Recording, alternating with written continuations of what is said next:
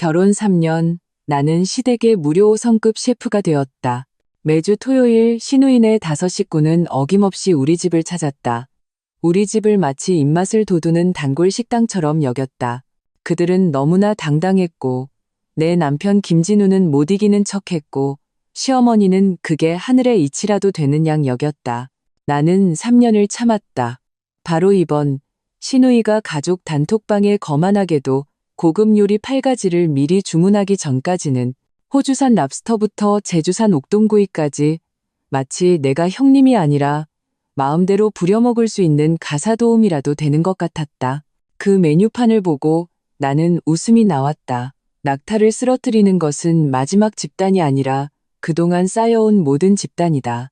이번에 나는 결심했다. 그들에게 평생 잊지 못할 만찬을 대접하기로. 랭희, 언니, 이번 주 토요일에 밥 먹으러 갈게요. 준비 좀 해줘요. 목요일 오전 가족 단톡방, 언제나 함께하는 가족에서 시누이 김진아가 어김없이 주간 성질을 내렸다. 나는 컴퓨터 모니터에 복잡한 설계 도면과 씨름하며 머리가 터질 지경이었는데 이 메시지를 보자 관자놀이가 지끈거렸다. 내가 답장을 하기도 전에 김진아의 두 번째 메시지가 연이어 도착했다. 긴 음식 이름 목록과 함께였다. 언니, 나 이번 주에 몸보신 좀 하고 싶어서요. 애들도 한참 전부터 노래를 불렀거든요. 메뉴는 제가 다 정했어요. 이대로만 해주면 돼요. 제주산 옥동구이, 버터구이 랍스터, 전복 토종닭 백숙, 흑임자 전복죽, 대게찜, 트러플, 한우솥밥, 그리고 신선로 하나. 마지막으로 그냥 제철 나물 무침 하나만 하면 돼요. 언니, 수고해요. 그 눈에 거슬리는 하트 이모티콘을 보자 나는 화가 나서 손에 쥔마우스를 부숴버릴 뻔했다. 그냥 나물 무침 하나만 하면 된다니? 이게 사람이 할 소리인가? 그녀가 주문한 8가지 요리 중 어느 것 하나 평범한 가정식이 아니었고 쉽게 뚝딱 만들어낼 수 있는 것도 아니었다. 옥돔, 랍스터, 대게, 이 재료들만 해도 식자재 값만 200만 원은 좋게 넘을 터였다. 이런 고급 식자재를 손질하는 데 드는 시간과 정력은 말할 것도 없고 내 손가락은 키보드 위에서 멈췄고 분노가 가슴속에서 들끓었다. 지난 3년간 매주 토요일의 가족 식사는 내게 악몽과도 같았다. 처음에는 시누이 김진아가 남편과 아이들을 데리고 그냥 집에 들르는 정도였다. 형님으로서 당연히 식사를 대접해야 했다.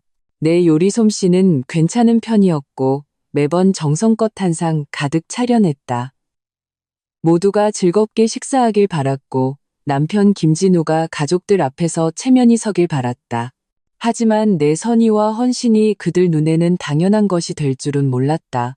한 달에 한두 번에서 매주 어김없이 찾아오는 것으로 처음에 평범한 사첩반상에서 나중에는 김진아가 거리낌 없이 메뉴를 주문하기 시작했다. 그녀의 요구는 점점 더 까다로워졌고 입맛도 더욱 유별나졌다. 언니, 지난번 갈비찜은 너무 달았어요. 다음엔 설탕 좀 줄여요. 언니, 사온 새우가 별로 신선하지 않네요. 살이 좀 퍽퍽해요. 언니, 애들이 콜라 닭날개 먹고 싶대요. 토요일에 잊지 말고 해줘요. 그녀는 5식구를 이끌고 매번 식사 시간에 딱 맞춰와서는 식사가 끝나면 입 한번 쓱 닫고 수저를 밀어놓고 아이들을 데리고 거실로 가 TV를 보고 과일을 먹었다. 내게는 설거지거리만 한가득 남겨둔 채 그리고 내 남편 김진우는 언제나 똑같은 말뿐이었다. 에이, 다 가족인데 뭘 그렇게 따져. 내 동생이 원래 성격이 좀 직설적이잖아. 당신이 좀 이해해줘. 시어머니는 더욱 불을 지폈다. 진아가 너보다 시집을 잘 간 게 아니니 형님인 네가 좀 챙겨주는 게 당연하지. 밥 한 끼 해주는 게 뭐라고 그렇게 속이 좁아서야. 그래, 고작 밥 한 끼. 하지만 그 한 끼에 내 주말 전체의 휴식 시간이 고스란히 들어갔다. 금요일 퇴근 후에는 마트와 수산시장에 가서 가장 신선한 재료를 사와야 했고 토요일 아침 일찍부터 일어나 손질하고 씻고 재우고 주방에서 팽이처럼 하루 종일 돌아야 했다. 그런데 그들은 내가 힘들게 만든 음식을 먹으면서도 이래라 저래라 평가질이었다. 김진아의 아이들은 오냐오냐 커서 통제 불능이었다. 우리 집을 휘젓고 다니며 내가 정성껏 가꾼 화초들을 엉망으로 만들었고 심지어 기름 묻은 손으로 내가 막 완성한 설계 도면을 만지기까지 했다. 내가 몇 번 의견을 내비치면 김진우는 늘 애들이 아직 어려서 뭘 몰라라고 했고 시어머니는 내가 애들하고 기싸움한다며 속이 좁다고 타박했다. 지쳤다. 정말 지쳤다. 몸도 마음도 완전히 녹초가 되었다. 이번 김진아의 초고가 메뉴판은 내가 3년간 억눌러온 분노에 완전히 불을 붙였다. 나는 심호흡을 하고 차가운 키보드 위에 손가락을 올려 한 줄의 글자를 쳤다. 하지만 나 시간 없어라는 세 글자를 보내려던 찰나 단톡방에 새로운 메시지가 떴다. 시어머니였다. 진아가 모처럼 맛있는 거 먹고 싶다는데 서윤이 네가 요리 솜씨가 좋으니 좀 수고하렴. 진우야, 너도 오빠 노릇은 해야지. 이따 동생한테 장보라고 돈 좀 보내줘라. 곧이어 김진우가 단톡방에 5만 원짜리 카카오페이 송금 메시지를 보냈다. 김진아를 태그하면서 진아야, 오빠가 일단 5만 원 보낸다. 장보다가 모자라면 오빠한테 말해. 김진아는 빛의 속도로 돈을 받고는 고마워 오빠, 오빠가 최고야라는 이모티콘을 보냈다. 나는 휴대폰 화면에 그 눈부신 5만 원을 보고 실소했다. 5만 원? 그녀가 주문한 메뉴에 있는 옥돔꼬리도 못 살 돈이다. 이 집안 사람들은 하나같이 계산이 빨랐다. 시어머니는 생색내듯 남편에게 돈을 내라고 하고 김진우는 5만 원으로 내 입을 막으려 한다. 마치 그가 이미 이만찬의 비용을 지불했고 나머지는 모두 며느리인 내 몫이라는 듯이.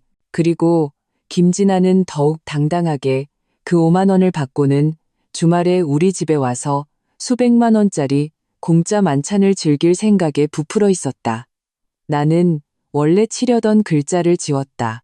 거절하는 건 너무 그들을 편하게 해주는 것이다. 바로 얼굴을 붉히면 그들은 나를 속 좁고 대의를 모른다고 몰아세우고 가정의 화목을 깼다고 역공을 펼칠 것이다. 김진우 그 우유부단한 남자는 분명 또 내게 이해하라고 하겠지? 이대로 넘어갈 수는 없다. 3년간의 분노를 터뜨릴 출구를 찾아야 했다. 한 번에 철저하게 대담한 계획이 내 머릿속에서 빠르게 형태를 갖추었다. 내 입가에는 나 자신도 차갑다고 느낄 만한 미소가 번졌다. 나는 단톡방에 글을 쳤다. 그 어느 때보다 온화하고 순종적인 말투로. 네, 어머님, 알겠습니다. 아가씨가 모처럼 먹고 싶다는데 형님인 제가 당연히 해드려야죠. 요리 몇 가지 하는 건데요. 뭐, 문제 없어요. 나는 심지어 김진아를 태그하며 덧붙였다. 진아야, 네가 주문한 메뉴들 다 적어놨어. 확실하게 만들어줄게. 토요일 저녁 6시에 맞춰서 와. 내 답장에 단톡방은 순간 몇 초간 조용해졌다. 아마도 내가 이번에 이렇게 순순히 응할 줄은 몰랐을 것이다. 시어머니가 바로 최고 이모티콘을 보냈다. 우리 서윤이가 갈수록 철이 드는구나. 김진아도 키스 이모티콘을 날렸다. 고마워요 언니. 언니가 최고야. 사랑해요. 이 위선적인 칭찬들을 보니 속이 울렁거렸다. 철이 든다는 말은 그저 당신들이 착취하기 편하다는 말의 동의어일 뿐. 휴대폰을 끄고 나는 컴퓨터를 켜 서울 최고의 5성급 호텔을 검색하기 시작했다. 김진아, 네가 만찬을 원한다고? 좋아, 내가 대접하지. 네가 감당할 수 없을까봐 걱정될 뿐. 링어, 계획의 첫 단계는 김진우를 안심시키는 것이었다. 저녁에 퇴근한 김진우는 콧노래를 부르며 기분이 아주 좋아 보였다.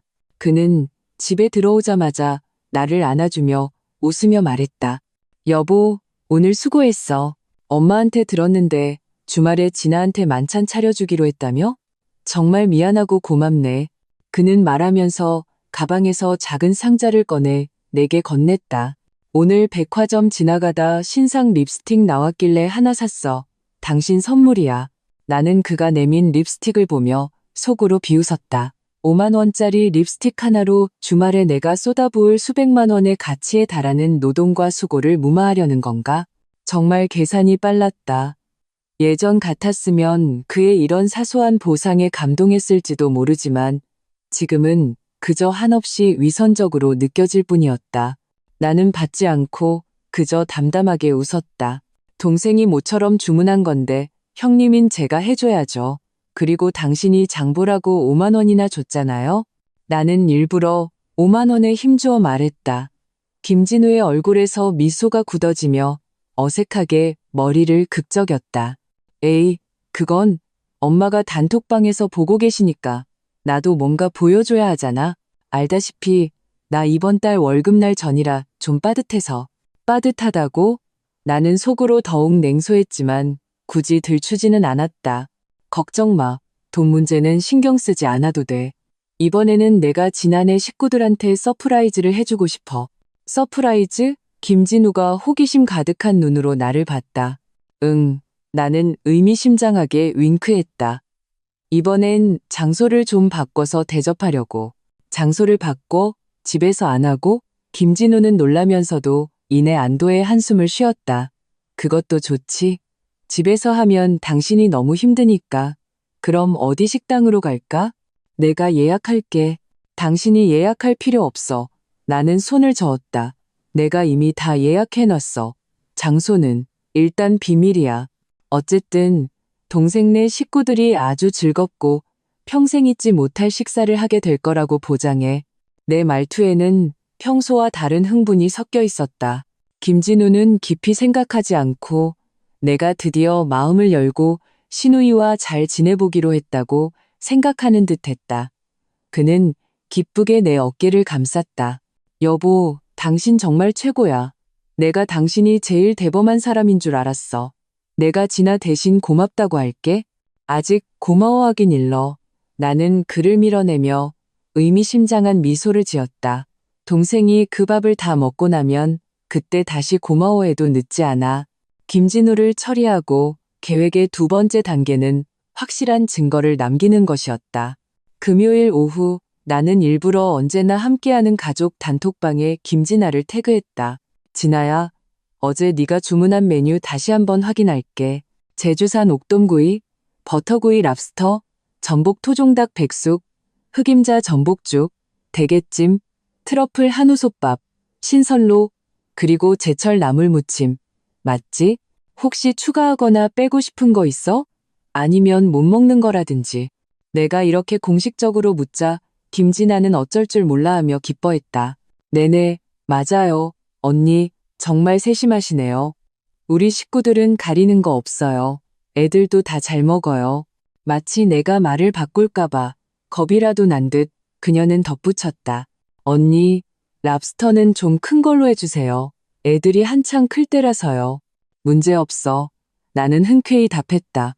아주 만족스럽게 먹게 해줄게. 아, 그리고 장소는 예약했어. 집에서 먹으면 내가 치우기 힘드니까 밖에서 먹자. 주소 보낼게. 내일 저녁 6시에 식당 앞에서 바로 만나. 말을 마친 후 나는 서울에서 가장 비싼 5성급 호텔인 더 팰리스 호텔의 한식당 수라체의 위치 정보를 단톡방에 보냈다. 단톡방은 다시 한번 기묘한 침묵에 휩싸였다. 수라체가 어떤 곳인가? 1인당 소비가 수십만 원에서 시작하는 최고급 레스토랑. 평범한 사람들은 평생 한번 가볼까 말까 한 사치의 공간이었다. 가장 먼저 반응한 것은 시어머니였다. 그녀는 물음표를 연달아 보냈다. 서윤아, 너 잘못 보낸 거 아니니? 수라체에서 밥을 먹자고? 거기가 얼마나 비싼데? 김진아도 충격받은 이모티콘을 보냈다. 언니, 수라체 예약했다고요? 세상에, 저 꿈꾸는 거 아니죠? TV에서나 보던 곳인데. 그녀의 글자 하나하나에서는 억누를 수 없는 환희와 허영심이 묻어났다. 내가 원했던 것이 바로 이 효과였다. 나는 천천히 글자를 쳤다. 어머님, 진아야, 걱정 마세요. 제 친구가 수라체 매니저로 있어서 내부 직원 할인 쿠폰을 하나 줬어요. 할인 많이 받을 수 있대요. 그리고 진아가 주문한 이 요리들은 집에서는 그 맛이 안 나잖아요. 역시 큰 호텔 가서 전문 셰프가 만들어줘야 제맛이죠. 돈 걱정은 하지 마세요. 이번엔 제가 알아서 준비할게요. 나는 일부러 김진아를 다시 태그했다. 진아야, 네가 주문한 요리들 내가 호텔에 미리 다 말해놨어. 가장 신선한 재료로 준비해줄 거래. 내일 애들 데리고 와서 많이 먹어. 내 말을 듣자 시어머니의 의심은 눈 녹듯 사라졌다. 할인이 된다는데, 며느리가 자진해서 쏘겠다는데 마다할 이유가 없었다. 그녀는 즉시 단톡방의 분위기를 바꿨다. 아이고, 역시 우리 서윤이가 능력이 있네. 친구가 그런 고급 식당 매니저도 하고, 그럼 내일 우리도 좋은 구경 한번 해보자꾸나. 김진아는 흥분을 감추지 못하고 언니 최고 라는 이모티콘을 연달아 보낸 뒤 이 좋은 소식을 남편에게 재빨리 알렸다. 곧 김진아의 남편, 내 제부인 이현수도 단톡방에 나타나 내게 연신 감사를 표했다. 형님, 이렇게 신경 써주셔서 감사합니다. 수라체의 명성은 익히 들었지만 가볼 기회가 없었는데 이번에 형님 덕분에 호강하네요. 단톡방에서 화기애애하게 나를 칭송하는 가족들의 모습을 보며 내 마음에는 아무런 감흥도 없었다. 나는 그들의 기대치를 최고조로 끌어올려야 했다. 그들이 엄청난 횡재를 했다고 믿게 만들어야 했다. 허영과 환희의 거품 속에 흠뻑 빠지게 해야 했다. 왜냐하면 거품은 터지는 순간에야 비로소 유난히 요란하고 유난히 아프기 때문이다. 나는 김진아가 직접 확인한 초고가 메뉴판과 수라체에서의 식사 제안에 동의하고 감사함을 표한 모든 대화 내용을 캡처했다. 증거는 확보되었고 물고기는 미끼를 물었다. 이제 토요일 저녁 쇼가 시작되기만을 기다리면 되었다. 랭산, 토요일 오후 5시 나와 김진우는 외출 준비를 했다. 김진우는 일부러 가장 좋은 양복을 꺼내 입고 머리에는 포마드를 발라 반짝이게 빗었다. 마치 비즈니스 미팅에 가는 것보다 더 격식을 차린 모습이었다. 그는 넥타이를 매만지며 불안한 듯 내게 물었다. 여보, 수라체 가는데 우리 너무 편하게 입은 거 아닐까? 당신 새로 산 원피스 입는 게 어때? 나는 그를 힐끗 쳐다봤다. 나는 오늘 편안한 니트와 청바지를 입고 있었다. 됐어. 밥 먹는 건데 편한 게 최고지. 그럼 식사비는 대충 얼마나 나올까? 할인 쿠폰이 있어도 꽤 비쌀 텐데 내가 이번 달 월급 가불해서라도 줄까? 김진우는 손을 비비며 아양과 떠보는 듯한 표정을 지었다. 드디어 돈 걱정을 하기 시작한 것이다. 하지만 너무 늦었다. 나는 웃으며 태연하게 말했다. 걱정 말라고 했잖아. 나한테 다 생각이 있어. 당신은 오늘 어머니랑 동생만 잘 챙기면 돼. 나의 침착함이 그에게도 전염되었는지 김진우는 더 이상 묻지 않고 감탄했다. 여보, 당신 정말 갈수록 대단해지네. 당신이랑 결혼한 게 내 인생 최고의 행운이야. 행운? 나는 속으로 생각했다. 내 행운은 이제부터 시작이야. 우리는 차를 몰아 수라체로 향했다. 가는 내내 김진우는 들떠서 친구에게 들었던 수라체에 대한 소문들을 늘어놓았다. 어느 재벌이 이곳에서 결혼식을 올렸고 어떤 연예인이 여기서 사진 찍혔다는 등 나는 건성으로 대답하며 머릿속으로 오늘 밤 일어날 모든 일을 예행 연습했다. 5시 50분 우리는 더 팰리스 호텔의 화려한 정문에 정확히 도착했다. 발레 파킹 직원이 공손하게 우리 차문을 열어주었고 그 품격 있는 서비스에 김진우는 순간 허리를 꼿꼿이 폈다. 차에서 내리자마자 시누이 김진안의 5 식구도 도착해 있었다. 그들은 누가 봐도 한껏 멋을 낸 모습이었다. 김진아는 옷장 깊숙이 넣어뒀던 캐시미어 코트를 꺼내 입고 진한 화장까지 했다. 제부 이현수도 양복을 입었지만 어딘가 어색해 보였다. 두 아이는 새 옷을 입고 눈앞의 호화로운 건물을 신기하게 쳐다보고 있었다. 시어머니는 명절에나 입는 붉은색 외투를 입고 얼굴에 웃음꽃이 활짝 폈다. 우리를 보자마자 김진아는 과장되게 달려와 내 팔짱을 끼며 느끼한 목소리로 말했다. 언니, 정말 능력 있다. 여기 너무 멋져요. 아까 인스타그램에 위치 태그해서 올렸더니 좋아요가 폭발했어요. 그녀의 얼굴은 허영심이 극도로 충족된 후의 광채로 빛났고 눈빛에는 나에 대한 부러움과 질투, 그리고 감출 수 없는 우월감이 뒤섞여 있었다. 시어머니도 다가와 내 손을 두드리며 전례 없이 만족스러운 말투로 말했다. 서윤아, 이번에 정말 수고가 많구나. 네가 돈을 쓰게 해서 어쩌니. 어머님, 무슨 말씀을요? 다 한 가족인데요. 나는 얼굴에 미소를 유지했지만 속으로는 카운트다운을 하고 있었다. 김진우는 옆에서 가족들이 내게 살갑게 대하는 모습을 보며 마치 이 모든 것이 자기 공인 양 자랑스러워했다. 나는 그들을 이끌고 호텔 로비로 들어섰다. 크리스털 샹들리에가 눈부시게 빛났고 거울처럼 반짝이는 대리석 바닥에는 우리 일행의 모습이 비쳤다. 김진아와 두 아이는 억누르지 못하는 감탄사를 연발했다. 와, 여기 진짜 예쁘다. 궁전 같아. 엄마, 우리 오늘 여기서 밥 먹는 거야? 김진아는 가슴을 쭉 펴고 자랑스럽게 아이들에게 말했다. 그럼 오늘 큰애 숙모가 쏘시는 거야. 너희들 좋은 구경 시켜주려고. 그녀는 일부러 목소리를 높여 주변 손님들의 시선을 끌었다. 나는 그녀의 자랑을 무시하고 곧장 프런트로 걸어가 예약한 룸과 내 이름을 말했다. 프런트 직원은 미소를 지으며 정보를 확인한 뒤 내게 말했다. 박서윤 고객님, 예약하신 매화실 준비되었습니다. 미리 메뉴를 주문해 주셔서 주방에서 준비 중입니다. 혹시 선결제 하시겠습니까? 아니면 식사 후에 결제하시겠습니까? 이 질문이야말로 내 계획의 핵심이었다. 나는 고개를 돌려 흥분에 찬 김진아를 바라보며 상냥하게 웃으며 물었다. 진아야, 네가 주문한 메뉴니까 오늘 주인공은 너잖아.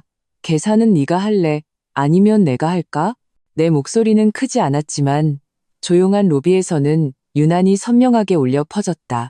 모든 사람의 시선이 순간 김진아의 얼굴에 집중되었다.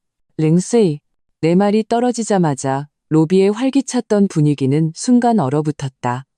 김진아의 얼굴에서 미소가 굳었다.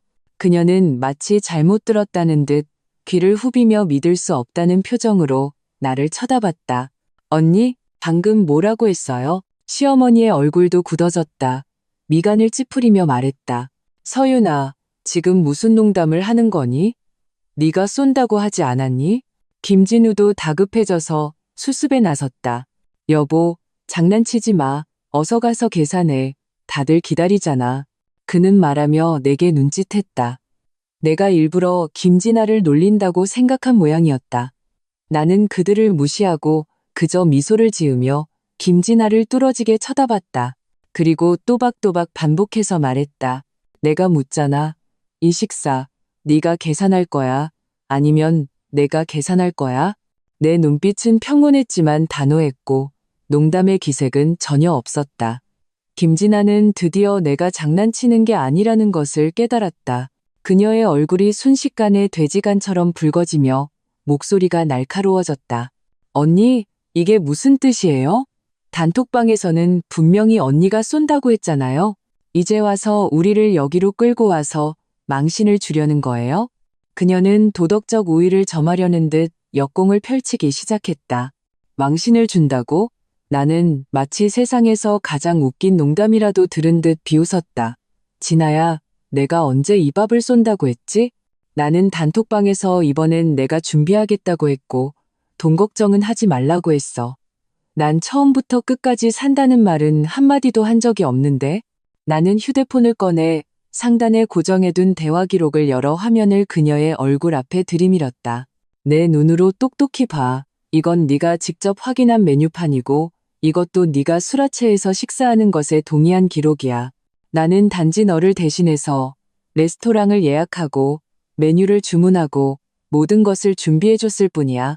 계산은? 누가 주문하고 누가 먹고 싶어 했으니 당연히 그 사람이 내야지. 이게 하늘의 이치 아니니? 김진아는 대화 기록을 보며 얼굴이 파랗게 질렸다가 하얗게 변했다. 입술을 파들파들 떨며 아무 말도 하지 못했다. 그녀는 그제야 자신이 머리부터 발끝까지 내가 치밀하게 설계한 함정에 빠졌다는 것을 깨달았다. 시어머니는 화가 나서 온몸을 떨며 내 코를 가리키며 소리쳤다. 박서윤, 너 무슨 신보냐? 너 같은 형님이 어디 있냐? 가족을 이런 데로 끌고 와서 장난을 쳐? 우리가 우스워 보여? 어머님, 제가 어떻게 어머님 댁을 우습게 보겠어요? 저는 그저 진아가 이렇게 좋은 만찬을 먹고 싶어하고 이렇게 고급스러운 곳에 오고 싶어하니 분명 그럴 만한 경제적 능력이 있을 거라고 생각했어요. 형님으로서 당연히 그 소원을 들어주고 멋지게 자리를 마련해줘야죠. 이게 잘못된 건가요? 나는 시어머니를 향해 순진한 말투로 말했지만 눈빛은 칼날처럼 차가웠다. 제부 이현수의 얼굴도 극도로 굳어 있었다. 그는 김진아의 소매를 잡아당기며 낮은 목소리로 말했다. 여보, 그냥 가자. 여기서 더 망신당하지 말고 가다니요? 나는 프런트와 주변 사람들이 모두 들을 수 있도록 목소리를 높였다. 아마 그냥은 못 가실걸요. 제가 예약할 때 호텔 측에서 분명히 고지했어요. 이렇게 고급 식자재를 예약한 룸은 취소할 경우 30%의 위약금을 물어야 한다고요. 두 분이 주문하신 이 코스 요리 총액이 대략 200만 원 정도인데 30%면 60만 원이에요. 지금 그냥 가서 60만 원을 허공에 날리시겠다고요? 200만 원? 김진아와 시어머니가 동시에 비명을 질렀다. 그 날카로운 소리가 로비의 우아한 배경 음악을 찢어놓았다. 김진우도 정신이 나간 듯했다. 그는 내 앞으로 달려와 낮은 목소리로 으르렁거렸다. 박서윤, 너 미쳤어? 200만 원짜리 요리를 주문해? 너 지금 뭐 하자는 거야? 난 아무것도 안 했어. 나는 그의 시선을 피하지 않고 맞섰다.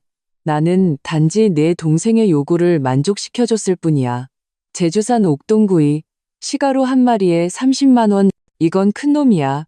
버터구이 랍스터, 이것도 2kg짜리고, 그리고 신선로, 여기 신선로는 최고급 해산물과 한우양지를 써서 1인분에 15만 원이야. 이 모든 건 내 소중한 동생이 직접 입으로 주문한 것들이야. 난 한 글자도 바꾸지 않았어. 나는 잿빛이 된 김진아를 보며 미소 지으며 덧붙였다. 아, 맞다. 랍스터는 좀 큰 걸로 해달라고 특별히 부탁까지 했지. 애들이 한창 클 때라고. 내가 정말 묻고 싶네. 그렇게 금이야 오기야 키우는 몸은 대체 어떻게 만들어지는 거냐고. 내 말은 한 대 한 대의 따귀처럼 김진아와 시어머니 그리고 김진우의 뺨을 후려쳤다. 주변에서는 이미 손님들이 수군거리며 우리를 향해 손가락질하고 있었다. 호텔 보안 요원들도 이쪽의 소란을 눈치채고 슬그머니 다가왔다. 김진아의 두 아이는 무슨 일이 일어났는지도 모르고 울기 시작했다. 엄마, 배고파. 나 랍스터 먹을래. 아이의 울음소리는 김진아를 무너뜨리는 마지막 집단이 되었다. 그녀는 갑자기 미친 사람처럼 내게 달려들어 손을 치켜들고 나를 때리려 했다. 박서윤, 이 나쁜 년, 내가 너랑 끝장을 볼 거야. 링모. 김진아의 손이 내 얼굴에 닿기도 전에 김진우가 그녀의 손목을 낚아챘다. 그만해. 더 망신당하고 싶어?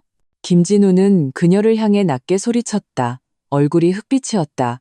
이 순간 그는 드디어 문제의 심각성을 깨달은 듯했다. 5만 원짜리 립스틱이나 카카오페이 송금으로 해결될 문제가 아니라는 것을. 김진아는 그의 호통에 잠시 멈칫하더니 이내 와앙하고 울음을 터뜨리며 바닥에 주저앉아 뒹굴기 시작했다. 오빠가 결혼한 마누라 좀 봐. 이렇게 동생을 괴롭히잖아. 저 여자 착한 척 하더니 우리 집안 망신 주는 게 목적이었어. 내 팔자야. 그녀는 울부짖으며 반짝이는 대리석 바닥을 주먹으로 쳤고 더 많은 사람들의 구경거리가 되었다.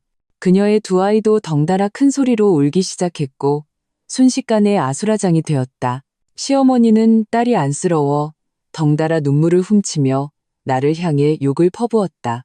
박서윤, 이 천벌받을 년. 우리 김씨 집안이 무슨 죄를 지어서 너 같은 걸 며느리로 들여서 오늘 네가 우리한테 제대로 사과 안 하면 나 여기서 죽어버릴 거야. 이런 일쿠이나오 삼상겨 올고 떼쓰고 목맨다.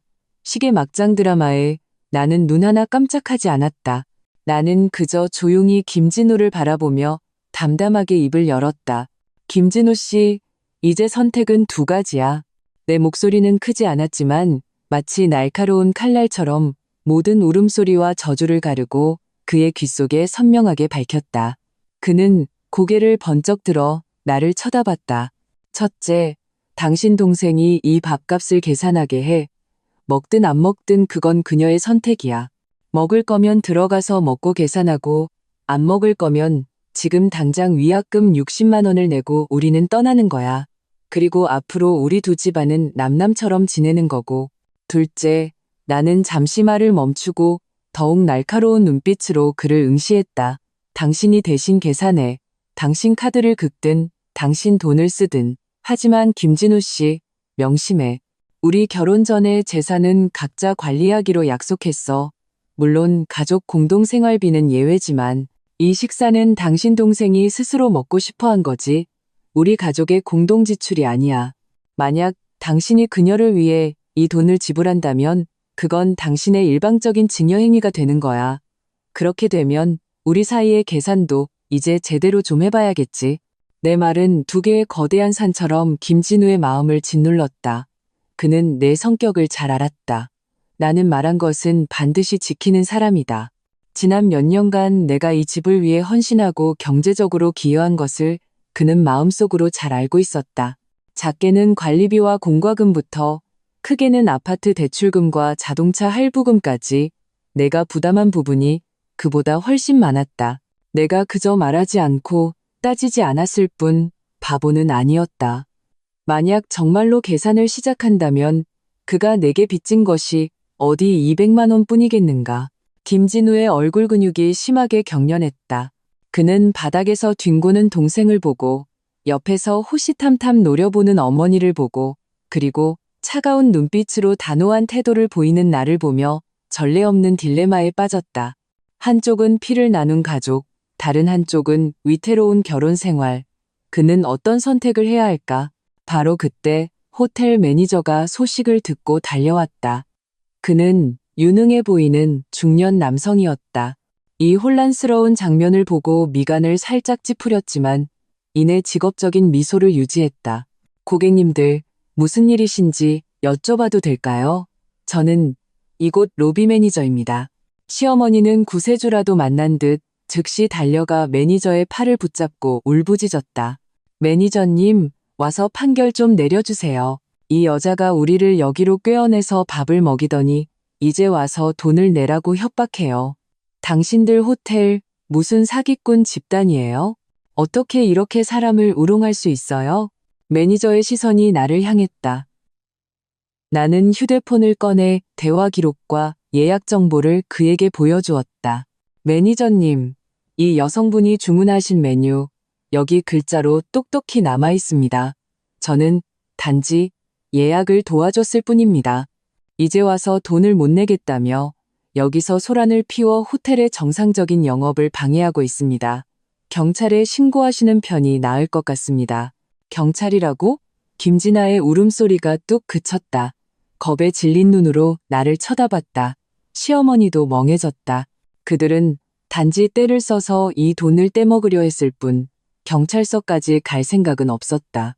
매니저는 내 휴대폰의 정보를 다 확인하고는 즉시 상황을 파악했다. 그의 얼굴에서 미소가 사라지고 딱딱한 표정으로 시어머니와 김진아에게 말했다. 두 분 고객님, 이 박서윤 고객님 말씀이 맞습니다. 예약 정보와 메뉴는 모두 이 김진아 고객님께서 직접 확인하셨습니다. 저희 호텔은 정식으로 운영되며 모든 소비는 정찰제입니다. 만약 지불을 거부하시면 저희는 경찰에 신고할 권리가 있습니다. 이는 요금 분쟁에 해당하며 심할 경우 업무방해죄가 성립될 수도 있습니다. 매니저의 말은 시어머니와 김진아의 머리 위에 쏟아지는 찬물과 같았다. 그들은 순간 정신이 번쩍 들었다.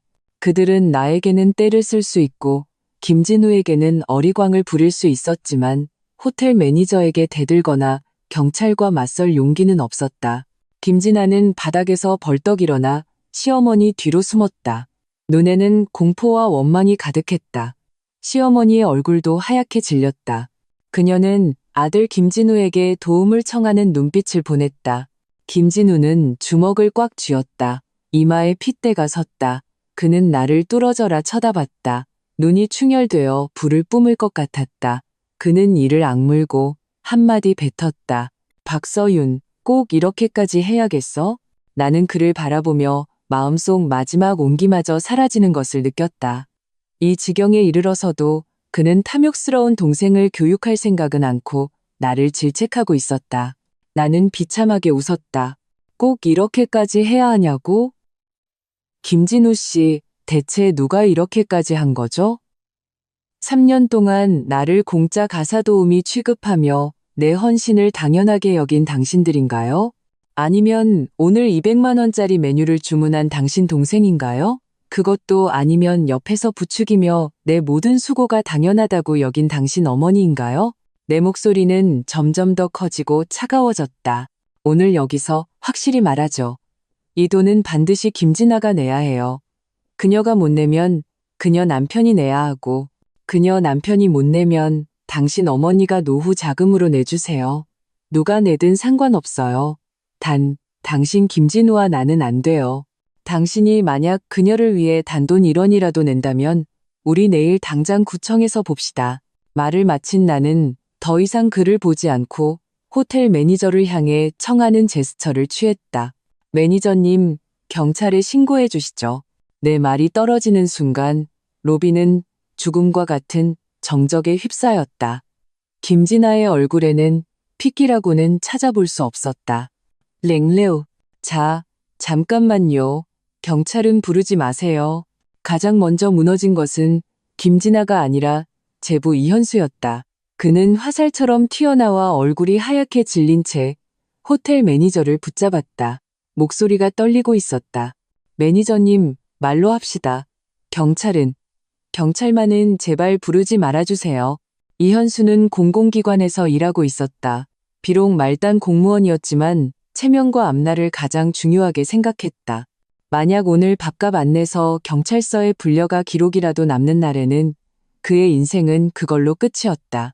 그는 고개를 돌려 안에 김진아를 잡아먹을 듯이 쏘아봤다. 이게 다 당신이 한 짓이야. 탐욕이 끝이 없더니 이제 만족해? 지난 3년간 나는 이현수가 김진아에게 화내는 것을 처음 봤다. 식탁에서 그는 언제나 말없이 밥만 먹는 역할이었고 김진아의 온갖 무례한 언행에 전혀 관여하지 않았다. 나는 그가 나약하고 무능한 남자라고 생각했는데 자신의 이익이 걸리니 누구보다 약삭빨랐다. 김진아는 그의 호통에 목을 움츠리며 아무 말도 못하고 그저 억울한 듯 시어머니를 쳐다봤다. 시어머니도 경찰이라는 두 글자에 간담이 서늘해졌다. 아무리 억척스러워도 그녀는 강자에게 약하고 약자에게 강한 평범한 아줌마일 뿐이었다. 그녀는 김진우의 손을 잡고 울먹이며 말했다. 진우야, 어서 방법 좀 생각해봐. 내 동생이 경찰서에 끌려가게 할 수는 없잖아. 모든 압박감은 결국 김진우에게 쏠렸다. 김진우는 고통스럽게 눈을 감았다. 다시 눈을 떴을 때 그의 눈에는 갈등과 피로가 가득했다. 그는 나를 보지 않고 김진아 앞으로 걸어갔다. 짝, 맑고 경쾌한 따기 소리가 로비 전체에 울려 퍼졌다.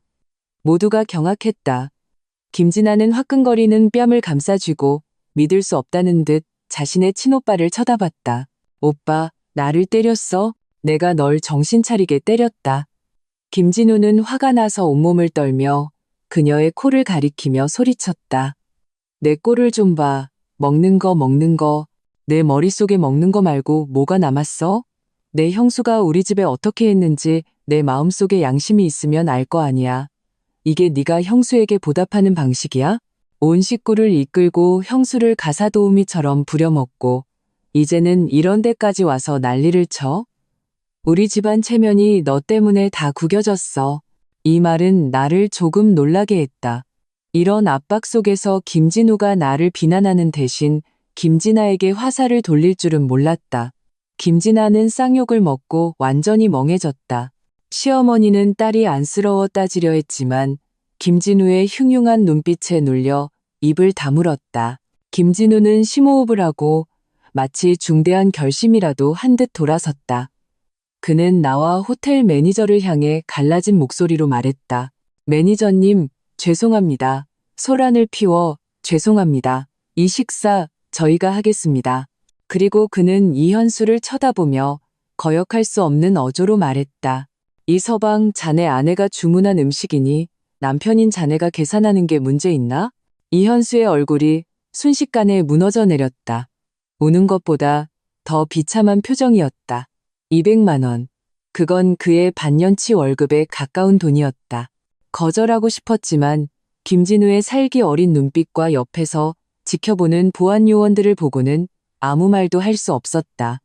그저 힘들게 고개를 끄덕일 뿐이었다. 알겠던습니다. 김진우는 다시 김진아를 향해 말했다. 이 밥 먹고 나서 나한테 각 썼어. 앞으로 다시는 나와 서윤이 집 문턱을 넘지 않겠다고. 그렇지 않으면 나는 너 같은 동생 없는 셈 칠 거야. 마지막으로 그는 나를 보았다. 그의 눈빛은 복잡했다. 죄책감, 후회, 그리고 약간의 애원이 섞여 있었다. 서윤아, 이제 만족해? 나는 그를 보며 아무 말도 하지 않았다. 만족하냐고? 김진아의 창백한 얼굴, 이현수의 고통스러운 표정, 시어머니의 분하지만 말 못하는 모습을 보면 통쾌해야 마땅했다. 하지만 김진우의 그 지친 눈빛을 보니 내 마음속에는 통쾌함 대신 끝없는 서글픔만이 밀려왔다. 화목해야 할 가족 식사가 서로의 얼굴에 상처를 내는 난장판이 되었고, 돈독해야 할 가족의 정은 돈과 탐욕에 부식되어 형체도 없이 사라졌다. 한마음 한뜻이어야 할 결혼 생활도 위태로운 벼랑 끝에 섰다. 이 모든 것이 정말 가치가 있는 일이었을까? 내가 침묵하고 있을 때 호텔 매니저가 적절히 나서서 어색한 분위기를 깼다. 식사를 결정하셨으니 저를 따라오시죠. 매화실은 이미 준비되어 있습니다. 이현수와 김진아 가족은 마치 사형 선고를 받은 죄수처럼 고개를 숙인 채 매니저의 뒤를 따랐다. 시어머니는 나를 매섭게 쏘아보고는 그들을 따라갔다. 김진우는 그 자리에 서서 움직이지 않고 나를 바라봤다. 서윤아, 우리도 들어가자. 손님들 기다리게 하지 말고. 나는 그의 말을 끊었다. 나는 먼저 발걸음을 옮겨 매화실이라는 호화로운 룸으로 들어갔다. 그 식사는 분명 그들이 평생 먹어본 음식 중 가장 비싸고 가장 삼키기 힘든 식사가 될 운명이었다. 랭치, 매화실의 인테리어는 극도로 호화로웠다. 거대한 크리스털 샹들리에 아래에는 20명은 좋게 앉을 수 있는 작의 원형 테이블이 놓여 있었고 정교한 청자 식기들이 조명 아래 은은한 빛을 발했다. 하지만 아무리 화려한 환경이라도 식탁 위의 죽음과 같은 어색한 분위기를 완화시킬 수는 없었다. 김진아 가족과 시어머니는 테이블의 한쪽에, 나와 김진우는 다른 한쪽에 앉았다. 마치 강을 사이에 둔 것처럼 멀리 떨어져 있었다. 곧 정갈한 요리들이 직원들에 의해 물 흐르듯 차려졌다. 버터구이 랍스터, 붉은 껍질과 새하얀 속살, 황금빛 마늘이 향긋했다. 제주산 옥돔구이, 옥처럼 하얀 생선살 위에 최고급 간장 소스가 뿌려져 감칠맛이 퍼져나갔다. 신선로의 뚜껑이 열리자 진한 육수 향기가 순식간에 방 안을 가득 채웠다. 모든 요리가 하나의 예술 작품처럼 완벽한 색과 향, 맛을 뽐내며 그들 앞에 차려졌다. 이것들은 모두 김진아가 꿈에 그리던 고급 요리들이었다. 그러나 이 순간 아무도 수저를 들 기분이 아니었다. 원래 랍스터를 먹겠다고 아우성치던 두 아이도 억압된 분위기를 느꼈는지 그저 겁먹은 눈으로 음식을 쳐다볼 뿐이었다. 이현수의 얼굴은 솥뚜껑처럼 새까맸다. 그는 식탁 위의 요리를 뚫어져라 쳐다봤다. 그의 눈빛은 식욕이 아니라 계산기였다. 마치 지폐 다발이 음식의 향기와 함께 허공으로 사라지는 것을 보는 듯했다. 김진아는 고개를 숙이고 눈가가 붉어진 채 아무 말도 하지 않았다. 시어머니는 몇 번이나 입을 열려 했지만 김진우의 굳은 얼굴을 보고는 말을 삼켰다. 결국 침묵을 깬 것은 나였다. 나는 공용 젓가락을 들어 랍스터 살을 크게 한 점 집어 김진아 앞접시에 놓아주며 미소 지었다. 진아야, 사양하지 마. 네가 제일 먹고 싶어 하던 랍스터잖아. 어서 맛 좀 봐. 집에서 먹는 거랑 뭐가 다른지. 내 행동은 잔잔한 호수에 돌을 던진 것 같았다. 김진아는 고개를 번쩍 들고 도끼 어린 눈으로 나를 쏘아봤다. 마치 내가 집어준 것이 랍스터 살이 아니라 독약이라도 되는 것처럼. 그녀는 접시를 세게 밀쳐냈고 접시는 매끄러운 테이블 위를 미끄러져 턴테이블 가장자리에 부딪히며 날카로운 소리를 냈다. 박서윤, 그만해. 지금 아주 신났지? 우리 집안이 이렇게 망신당하는 거 보니까 속이 시원해? 그녀는 마침내 폭발했다. 날카로운 목소리로 울부짖었다. 나는 젓가락을 내려놓고 앞에 놓인 찻잔을 들어 한 모금 마신 뒤 느긋하게 입을 열었다. 신나고 속이 시원하다고? 진아야, 넌 나를 너무 얕보는구나. 내가 오늘 이렇게 한 건 너희를 망신 주려는 게 아니라 너희에게 교훈을 주려고 한 거야. 내가 가르쳐주는 첫 번째 교훈은 존중에 관한 거야. 나 박서윤은 김진우의 아내이자 너의 형님이지? 너희 집안이 마음대로 부려먹는 가사도우미가 아니야. 내가 가족을 위해 요리하는 건 정에서 우러나온 것이지 내 의무가 아니야. 너희는 내 헌신을 당연한 공짜 점심으로 여겨서는 안 돼. 내가 가르쳐주는 두 번째 교훈은 분수에 관한 거야. 가족일수록 서로 거리를 지키고 분수를 아는 법을 배워야 해. 네가 우리 집에 손님으로 오는 건 환영하지만 네 모든 무리한 요구를 내가 들어줄 의무는 없어. 사람의 욕심은 끝이 없고 자기 욕망을 절제하지 못하면 언젠가는 반드시 그 대가를 치르게 돼. 그리고 내가 가르쳐주는 세 번째 교훈은 내 시선은 자리에 있는 모든 사람을 훑고 마지막으로 김진아와 이현수에게 멈췄다.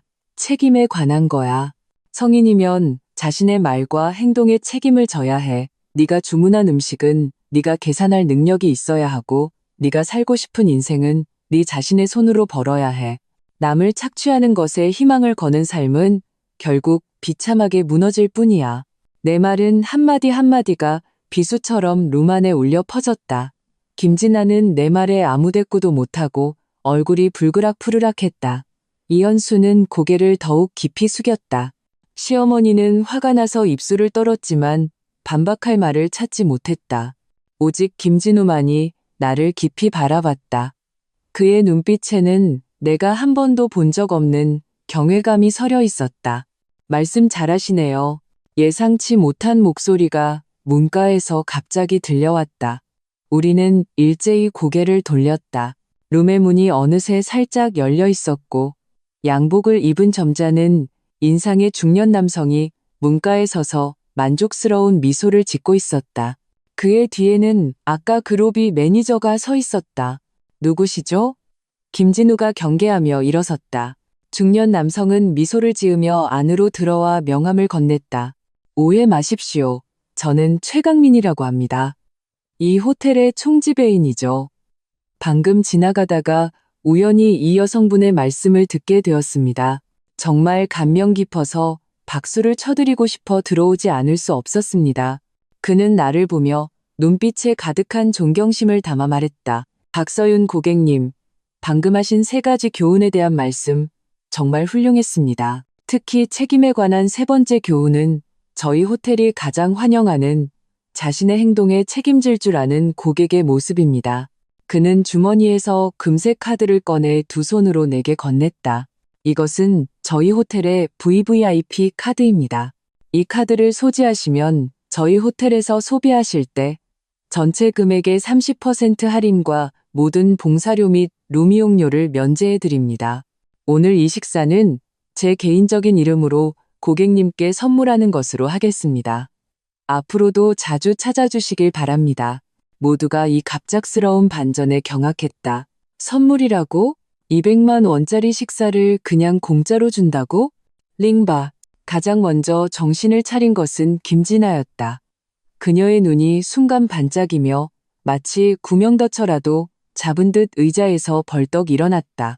그녀는 최 총지배인 앞으로 달려가 아첨하는 미소를 지으며 말했다. 총지배인님, 정말 좋으신 분이시네요. 정말 감사합니다. 보시다시피 이건 다 오해예요. 저희 가족끼리 장난친 거랍니다. 이렇게까지 친절을 베풀어 주시니 그럼 이 식사는 저희가 감사히 받겠습니다. 그녀의 그 뻔뻔한 얼굴을 보니 속이 메스꺼웠다. 최 총지배인의 얼굴에서 미소가 옅어졌다. 그는 한 걸음 뒤로 물러나 김진아와 거리를 두며 차가운 어조로 말했다. 이 여성분, 뭔가 오해하신 것 같군요. 제가 분명히 말씀드렸습니다. 이 식사는 저기 계신 박서윤 고객님께 드리는 선물이라고요. 그는 나를 가리키며 덧붙였다. 그리고 두 분이 지불하셔야 할 금액은 단 1원도 깎아드릴 수 없습니다. 김진아의 미소가 얼굴에 그대로 얼어붙었다. 마치 사람들 앞에서 따귀를 맞은 것 같았다. 네? 왜요? 그녀는 더듬거리며 물었다. 저희는 한 가족이잖아요. 언니한테 주는 게 곧 저희한테 주는 거 아닌가요? 아닙니다. 최 총지배인은 고개를 저었다. 그의 눈에는 약간의 경멸이 서려 있었다. 제가 보기엔 당신들은 이분과 가족이 될 자격이 없어 보입니다. 가족의 선의를 당연하게 여기고 제멋대로 착취하고 요구하는 사람은 어떠한 존중이나 혜택도 받을 자격이 없습니다. 그의 말은 내 말보다 더 직설적이고 상처를 주는 것이었다. 김진아의 얼굴은 완전히 돼지간처럼 변했다. 창피하고 분해서 쥐구멍에라도 숨고 싶어하는 표정이었다. 나는 최 총지배인을 보며 마음속으로 의아했다. 나는 그를 알지 못하는데 왜 그가 갑자기 나타나 내게 이런 큰 선물을 주는 걸까? 단순히 의로운 행동이라고 보기에는 석연치 않았다. 내 의문을 눈치챘는지 최 총지배인은 미소를 지으며 설명했다. 박서윤 실장님, 저를 기억 못하실 수도 있겠군요. 저는 최강민입니다. 더 라움 디자인의 대표이기도 하죠. 지난달 강남 재건축 프로젝트 디자인 입찰 경쟁 PT에서 뵌 적이 있습니다. 실장님의 디자인 제안이 제게 아주 깊은 인상을 남겼습니다. 더 라움 디자인, 나는 즉시 기억해냈다. 더 라움 디자인은 업계 최고의 디자인 회사이자 그 입찰에서 우리 회사의 가장 큰 경쟁 상대였다. 나는 분명 PT 현장에서 그를 본 적이 있었다. 그는 상대 회사의 수석 디자이너였다.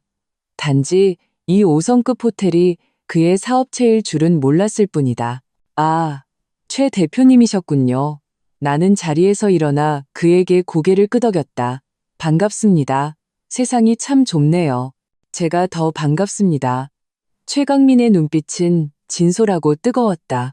박 실장님, 솔직히 말씀드리면 지난번 입찰에서는 비록 실장님 회사가 이겼지만 저는 개인적으로 실장님의 재능에 깊은 감명을 받았습니다. 언젠가 기회를 만들어 한번 이야기를 나눠보고 협력할 가능성이 있는지 타진해보고 싶었습니다. 그런데 오늘 여기서 이렇게 뵙게 될 줄은 몰랐네요. 그는 잠시 말을 멈추고 식탁 위에 어색한 사람들을 한번 쳐다보고는 웃었다. 아무래도 오늘은 적절한 시기는 아닌 것 같군요. 이렇게 하죠, 박 실장님. 이 VVIP 카드는 부디 받아주십시오. 저희가 친구가 되는 기념이라고 생각해 주십시오. 다음에 제가 정식으로 차 한 잔 대접하며 협력에 대해 자세히 이야기 나누고 싶습니다. 나는 그가 내민 카드를 보며 즉시 받지 않았다. 나는 이 카드가 증여라기보다는 일종의 투자이자 호의의 표시라는 것을 알았다. 그가 높이 평가한 것은 나의 전문적인 능력이었고 그 능력이야말로 내가 오늘 이 판을 엎을 수 있었던 자신감의 원천이었다. 나는 더 이상 망설이지 않고 손을 뻗어 카드를 받았다. 그렇다면 감사히 받겠습니다. 최 대표님, 협력 제안, 저도 기대하겠습니다. 우리의 대화는 그 자리에 있던 김씨 집안 사람들, 특히 김진우의 얼굴을 매우 복잡하게 만들었다. 김진우는 내가 디자이너라는 것은 알고 있었지만 내 일에 대해 제대로 이해한 적은 없었던 것 같았다. 내가 업계에서 이미 꽤 이름이 알려져 있고 심지어 더 라움 디자인의 대표가 직접 스카우트 제의를 할 정도라는 것은 전혀 몰랐을 것이다. 그의 인식 속에서 나는 그저 자기보다 월급을 조금 더 많이 받고 도면 몇 장 그릴 줄 알고 맛있는 밥상을 차릴 줄 아는 아내일 뿐이었다. 그러나 이 순간 그의 눈에 비친 나는 갑자기 낯설고 눈부신 존재가 되었다. 그는 나와 최강민 사이의 평등하고 전문적인 교류를 보며 눈빛에 약간의 자괴감과 공포를 드러냈다. 그는 처음으로 깨달은 듯했다. 자신의 아내는 자신과 자기 가족이 마음대로 주무를 수 있는 부속품이 아니라는 것을. 그녀는 독립적이고 가치 있으며 외부로부터 인정과 존중을 받는 개체라는 것을. 그리고 그는 자신의 어리석음과 나약함 때문에 그녀를 잃을 뻔했다는 것을. 자, 그럼 식사 방해하지 않겠습니다. 최강민은 정중하게 웃으며 로비 매니저에게 말했다. 박서윤 고객님 계산서는 전부 면제해드리고 나머지 분들은 원래 가격대로 1원도 깎지 말고 계산하세요. 말을 마친 그는 룸을 나갔다. 그가 떠난 후 룸 안의 분위기는 더욱 기묘해졌다. 김진아 가족은 가득 찬 음식을 보며 더 이상 아무런 식욕도 느끼지 못했다. 하늘에서 떨어진 떡인 줄 알았는데 그 떡은 남의 머리 위로 떨어졌고 자신들은 여전히 200만 원짜리 계산서를 마주해야 했다. 천국에서 지옥으로 떨어진 듯한 이 낙차는 그냥 돈을 내게 하는 것보다 훨씬 더 고통스러웠다. 이현수는 휴대폰을 꺼내 떨리는 손가락으로 계산기를 열고 메뉴 하나하나의 가격을 확인하기 시작했다. 그의 표정은 쓴 약을 먹은 것보다 더 괴로워 보였다. 그리고 나는 여유롭게 수저를 들어 전복 한 점을 입에 넣었다. 맛이 정말 좋네. 이 식사 나는 마음 편히 먹을 자격이 있었다. 링지오. 결국 그 식사는 이현수가 이를 악물고 카드를 긁었다. 218만 8천 원. 행운의 숫자처럼 보이지만 그의 마음은 피를 흘리는 듯 아팠을 것이다. 호텔 문을 나섰을 때 밤은 깊었고 차가운 바람이 불자 모두 정신이 좀 드는 듯했다. 이현수는 말없이 두 아이를 데리고 뒤도 돌아보지 않고 자신의 차로 향했다. 김진아가 무슨 말을 하려 했지만 그의 차가운 눈빛에 눌려 아무 말도 못하고 풀죽은 채 따라갔다. 집에 돌아가면 그들 사이에 또 한바탕 전쟁이 벌어질 것이 분명했다. 시어머니는 길가에 서서 나를 원망과 불만이 가득한 눈으로 쳐다봤지만 아무 말도 하지 않고 조용히 버스 정류장으로 향했다. 그녀도 이제 이 집안에서 자신의 발언권을 모두 잃었다는 것을 깨달았을 것이다. 나와 김진우는 그 자리에 서서 말없이 서로를 바라봤다. 한참 후에야 김진우가 갈라진 목소리로 입을 열었다. 서윤아, 우리 집에 가자. 집으로 돌아오는 차 안은 죽음처럼 고요했다. 김진우는 몇 번이나 입을 열려 했지만 무슨 말을 해야 할지 모르는 듯했다. 집에 거의 다 와서야 그는 마침내 용기를 내어 차를 길가에 세우고 고개를 돌려 나를 봤다. 그의 눈에는 고통과 후회가 가득했다. 서윤아, 미안해. 그는 고개를 숙였다. 목소리가 메어 있었다. 오늘 일은 다 내 잘못이야. 내가 너무 나약하고 어리석었어.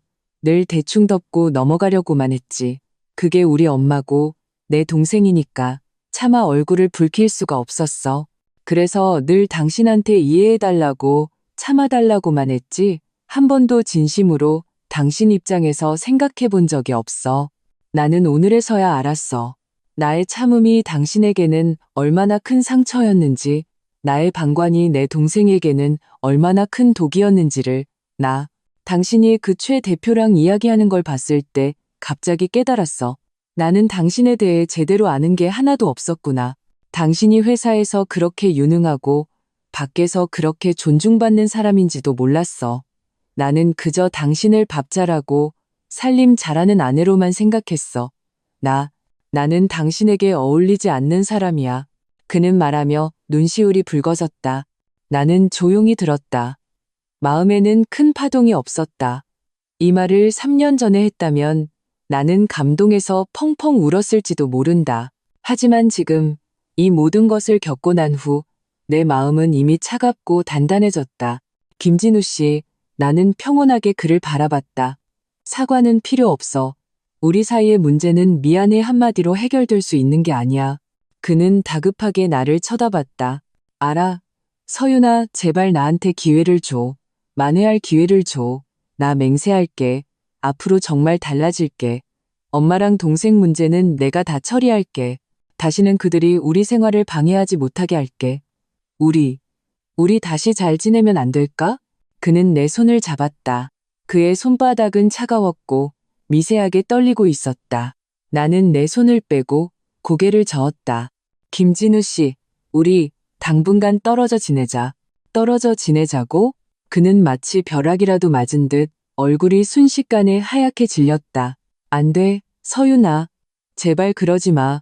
내가 정말 잘못했어. 나를 버리지 마. 버리는 게 아니야. 나는 차창 밖으로 반짝이는 네온 사인을 보며 나지막이 말했다. 나도 시간이 필요하고 당신도 행동으로 증명할 시간이 필요해. 당신이 오늘 한 말들이 순간적인 충동이나 나를 잃을까봐 두려워서 한 말이 아니라는 걸 증명해야 해. 나는 고개를 돌려 그를 진지하게 쳐다봤다. 김진우 씨, 결혼은 한 사람의 독백도 아니고 대충 덮고 넘어가는 것도 아니야. 두 사람이 함께 경영해야 하고 경계선과 존중이 필요해. 당신이 오늘 김진아의 뺨을 때리고 그녀와의 관계를 끊는 것처럼 보인 건 속 시원했지만 그건 시작일 뿐이야. 앞으로 당신이 마주해야 할 것은 어머니의 눈물, 친척들의 비난, 그리고 마누라였더니 엄마를 잊었다는 온갖 손가락질이야. 당신 감당할 수 있겠어? 그 모든 압박 속에서도 여전히 굳건하게 내 편에 서줄 수 있겠어? 나는 모르겠어. 그래서 시간이 필요해. 지켜볼 시간이. 내 말에 그는 침묵했다. 그랬다. 오늘 호텔에서 거대한 압박감 속에서 그는 선택을 했다. 하지만 집에 돌아간 후 모든 것이 잠잠해지고 가족이라는 이름의 굴레가 다시 옥죄어 올 때 그는 여전히 자신의 선택을 지킬 수 있을까? 나는 자신이 없었다. 나 내일 회사 근처 오피스텔로 이사 갈 거야. 나는 마지막 결정을 내렸다. 이 차는 당신이 써. 집안 물건들은 내 개인적인 것들만 좀 챙겨갈게. 아파트 대출금이랑 생활비는 예전 방식대로 하자. 당신이 언제 진심으로 깨닫고 진심으로 행동으로 보여줄 때 그때 다시 나를 찾아와. 말을 마친 나는 더 이상 그를 보지 않고 그저 담담하게 말했다. 운전해. 피곤해. 김진우는 운전석에 굳은 채로 한참을 앉아 있다가 겨우 다시 차에 시동을 걸었다. 차창 밖으로 도시의 불빛이 빠르게 스쳐 지나갔다. 나는 알았다. 내 인생은 오늘 밤을 기점으로 완전히 새로운 페이지를 넘기게 될 것이라는 것을. 내가 이사한 다음 날 김진우는 내게 수없이 전화를 걸고 수백 개의 카톡 메시지를 보냈다. 내용은 모두 사과, 참회 그리고 다짐이었다. 나는 답장하지 않았다. 셋째 날 시어머니에게서 전화가 왔다. 전화를 받자마자 그녀의 우렁찬 욕설이 터져 나왔다. 박서윤, 이 독한 년아, 네가 내 아들을 어떻게 만들었는지 알아? 이틀 동안 먹지도 마시지도 않고 내 사진만 붙들고 울고 있어. 뭘 더 바라는 거야? 우리 온 가족이 내 앞에 무릎 꿇고 빌기라도 해야 속이 시원하겠어? 어림없는 소리, 당장 짐 싸서 돌아와. 나는 그녀와 다투지 않고 그저 평온하게 물었다. 어머님, 잊으셨나 본데 진우 씨는 어머님 아들이지만 제 남편이기도 해요. 그 사람이 지금 힘든 게 저와 아무 상관없는 일일까요? 어머님께서 전화하신 게 저희가 화해하길 바라시는 건가요? 아니면 완전히 헤어지길 바라시는 건가요? 전화기 저편이 조용해졌다. 한참 후에야 시어머니의 목소리가 마지못해 부드러워졌다. 나는 당연히 너희가 잘 살길 바라지. 그렇다면 앞으로는 저에게 그런 말투로 말씀하지 말아주세요. 저와 진우 씨 사이의 문제는 저희가 알아서 해결하겠습니다. 어머님께서 정말 아들을 위하신다면 그에게도 공간을 주시고 저에게도 공간을 주세요. 말을 마치고 나는 바로 전화를 끊었다. 그 후로 시어머니는 다시는 내게 욕을 하려고 전화하지 않았다. 일주일 후 김진아가 친구를 통해 어렵게 내게 연락해왔다. 만나서 직접 사과하고 싶다고 했다. 나는 거절했다. 어떤 상처는 일단 생기면 미안해 한마디로 지워지지 않는다. 나는 그녀를 미워하지는 않았지만 다시 보고 싶지도 않았다. 서로 멀리하는 것이 우리 모두에게 최선의 선택이었다. 나는 나만의 삶을 시작했다. 주말에 가족 식사가 사라지자 내 시간은 완전히 자유로워졌다. 늦잠을 잘 수도 있었고 친구들과 쇼핑을 하거나 전시회를 보러 갈 수도 있었고 혼자 집에서 차를 마시며 책을 읽거나 디자인에 몰두할 수도 있었다. 가정의 잡다한 일에서 벗어나자 내 업무 효율은 놀라울 정도로 높아졌다. 최강민 대표는 나를 몇 번 만났고 우리는 디자인 철학과 업계의 미래에 대해 많은 이야기를 나눴다. 그는 매우 성견지명 있고 그릇이 큰 사람이었고 그와의 대화는 내게 큰 도움이 되었다. 그는 내게 정식으로 그의 회사, 더라움 디자인의 디자인 총괄 이사직을 제안했다. 연봉과 대우는 내가 거절할 수 없는 조건이었다.